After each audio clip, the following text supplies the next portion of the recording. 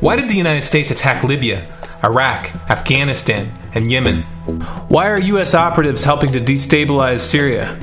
And why is the United States government so intent on taking down Iran, in spite of the fact that Iran has not attacked any country since 1798? And what's next? What are we headed for? When you look at the current trajectory that we're on, it doesn't make any sense at all if you evaluate it based on what we're taught in school. And it doesn't make any sense if you base your worldview on the propaganda that the mainstream media tries to pass off as news. But it makes perfect sense once you know the real motives of the powers that be. In order to understand those motives, we first have to take a look at history. In 1945, the Bretton Woods Agreement established the dollar as the world reserve currency, which meant that international commodities were priced in dollars.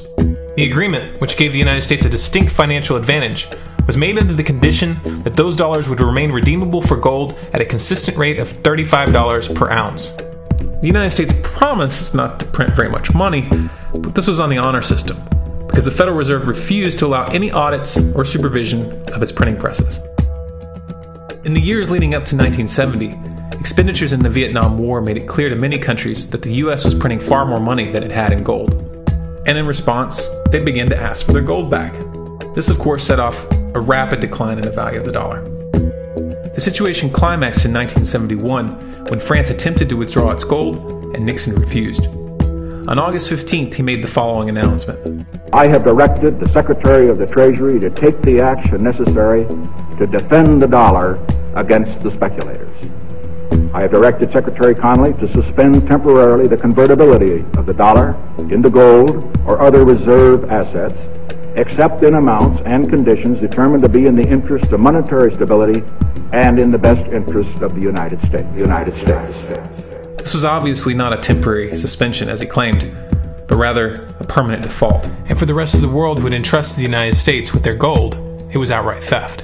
In 1973, President Nixon asked King Faisal of Saudi Arabia to accept only U.S. dollars as payment for oil and to invest any excess profits in U.S. Treasury bonds, notes, and bills. In return, Nixon offered military protection for Saudi oil fields. The same offer was extended to each of the world's key oil-producing countries, and by 1975, every member of OPEC had agreed to only sell their oil in U.S. dollars. The act of moving the dollar off of gold and tying it to foreign oil instantly forced every oil-importing country in the world to start maintaining a constant supply of Federal Reserve paper. And in order to get that paper, they would have to send real physical goods to America. This was the birth of the petrodollar. Paper went out, everything America needed came in, and the United States got very, very rich as a result. It was the largest financial con in recorded history.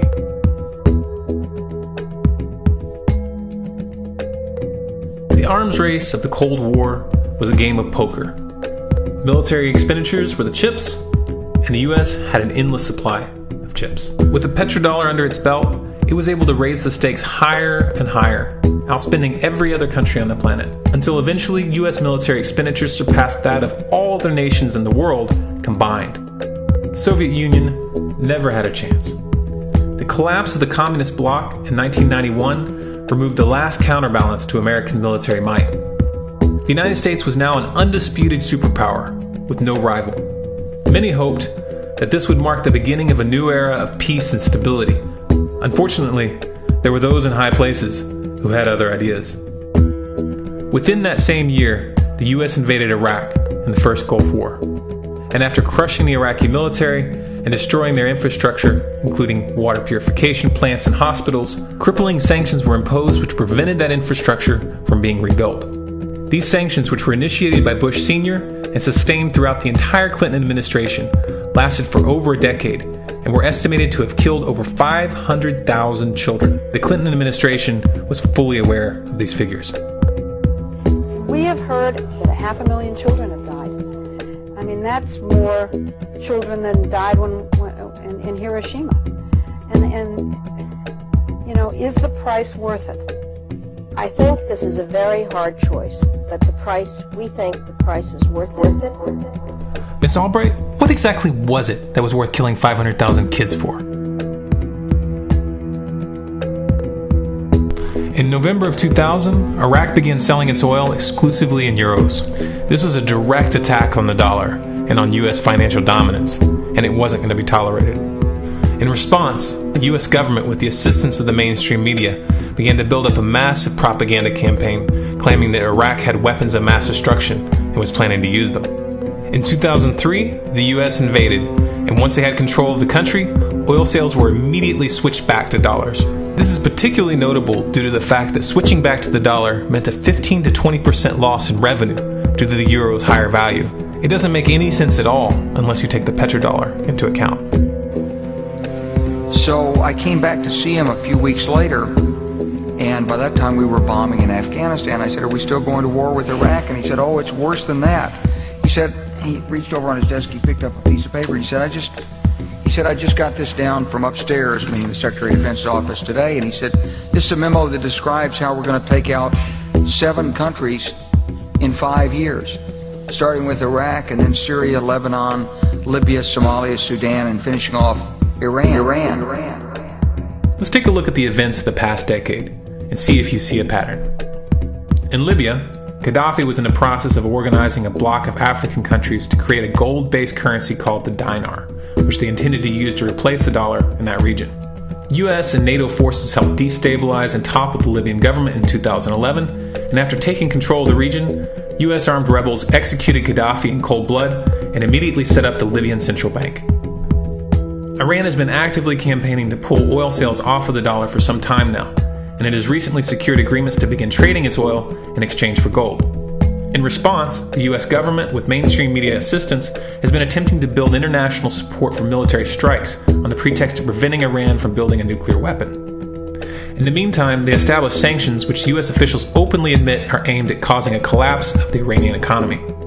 Syria is Iran's closest ally, and they are bound by mutual defense agreements. The country is currently in the process of being destabilized with covert assistance from NATO, and though Russia and China have warned the United States not to get involved, the White House has made statements within the past month indicating that they are considering military intervention. It should be clear that military intervention in Syria and Iran isn't being considered. It's a foregone conclusion, just as it was in Iraq and Libya. The U.S. is actively working to create the context which gives them the diplomatic cover to do what they already have planned. The motive for these invasions and covert actions becomes clear when we look at them in their full context and connect the dots. Those who control the United States understand that even if a few countries begin to sell their oil in another currency, it will set off a chain reaction and the dollar will collapse. They understand that there is absolutely nothing else holding up the value of the dollar at this point, and so does the rest of the world. But rather than accepting the fact that the dollar is nearing the end of its lifespan, the powers that be have made a calculated gambit.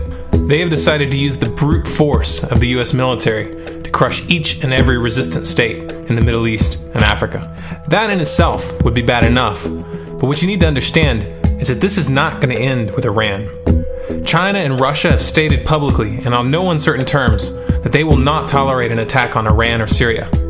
Iran is one of their key allies, one of the last independent oil producers in the region, and they understand that if Iran falls, then they will have no way to escape the dollar without going to war. And yet the United States is pushing forward in spite of the warnings. What we are witnessing here is a trajectory that leads straight to the unthinkable. It's a trajectory that was mapped out years ago in full awareness of the human consequences.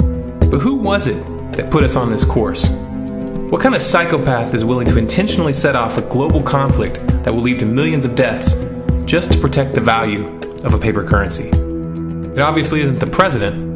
The decision to invade Libya, Syria, and Iran was made long before Obama had risen to the national spotlight. And yet, he's carrying out his duty just like the puppets that preceded him. So who is it that pulls the strings? Often the best answer to questions like this are found by asking another question. Qui bono? Who benefits? Obviously, those who have the power to print the dollar out of thin air have the most to lose if the dollar were to fall. And since 1913, that power has been held by the Federal Reserve. The Federal Reserve is a private entity owned by a conglomerate of the most powerful banks in the world. And the men who control those banks are the ones who pull the strings. To them, this is just a game. Your life and the lives of those you love are just pawns on their chessboard. And like a spoiled 4-year-old who tips the board onto the floor when they start to lose, the powers that be are willing to start World War III to keep control of the global financial system. Remember that when these wars extend and accelerate. Remember that when your son or your neighbor's son comes back home in a flag-draped coffin. Remember that when they point the finger at the new boogeyman. Because the madmen who are running this show will take this as far as you allow them to. So how much time do we have left? It's a question I hear constantly, but it's the wrong question. Asking how much time we have left is a passive posture. It's the attitude of a prisoner who's waiting to be taken out to a ditch and shot in the back of the head. What are our chances? Can we change course? Also the wrong question. The odds don't matter anymore. If you understand what we're facing, then you have a moral responsibility to do everything in your power to alter the course that we're on, regardless of the odds. It's only when you stop basing your involvement on the chances of success that success actually becomes possible. To strip the ill-begotten power from the financial elites and to bring these criminal cartels to justice will require nothing less than a revolution. The government is not going to save us. The government is completely infiltrated and corrupt to the core. Looking to them for a solution at this point is utterly naive. There are 3 stages of revolution, and they are sequential. Stage 1 is already underway. Stage 1 is the ideological resistance. In this stage, we have to actively work to wake up as many people as possible about what is happening and the direction we're headed. All revolutions originate from a shift in the mindset of the population, and no other meaningful resistance is possible without it. Success in this stage of the game can be measured by the contagion of ideas. When an idea reaches critical mass, it begins to spread on its own and seeps into all levels of society. In order to achieve that contagion, we need more people in this fight. We need more people speaking out, making videos, writing articles, getting this information onto the national and international stage. And we especially need to reach the police and the military.